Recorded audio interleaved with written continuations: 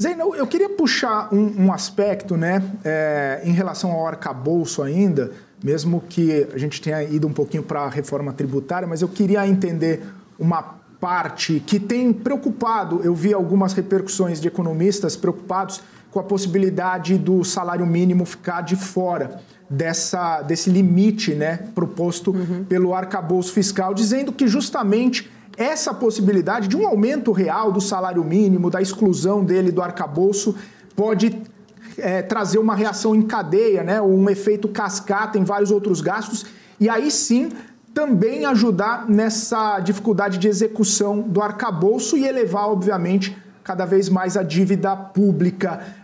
Como que você interpreta essa possibilidade, já que foi um pedido, né, ou pelo menos articulação feita pelo próprio presidente Lula, né, e se ele queria muita coisa que ficasse de fora, conseguiu o salário mínimo pelo menos, mas isso acaba impactando em cadeia vários outros gastos do país. Como que você avalia essa situação? E claro, né, se tem uma percepção de quanto isso poderia impactar, já que na última discussão de aumento do salário mínimo, aqueles R$18 já acabou trazendo uma consequência bastante grande para o gasto público. Olha, não ter o salário mínimo na conta do contingenciamento, né, dificulta muito o trabalho do Ministério da Fazenda.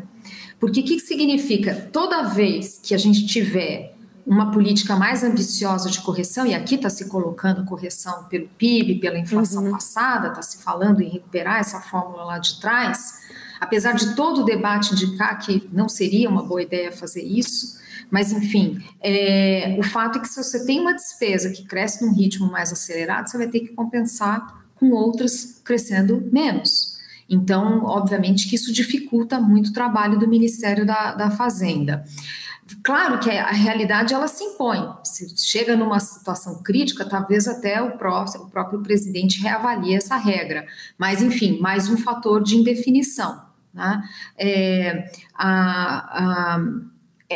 Mais um fator de incerteza em relação a o que vai ser a trajetória das despesas como proporção de PIB e da dívida, né?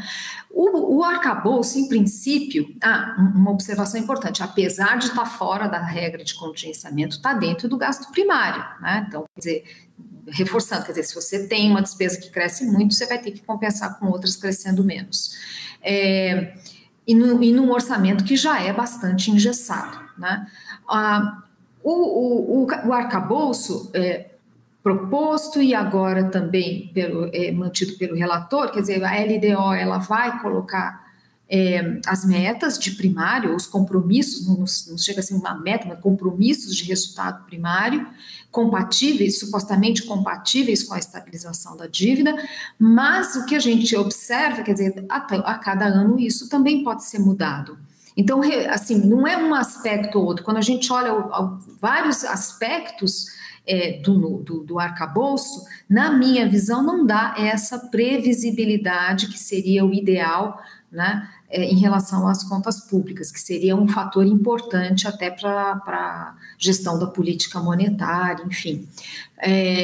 Mas né, de qualquer forma, tem alguns avanços, né, que estão sendo colocados.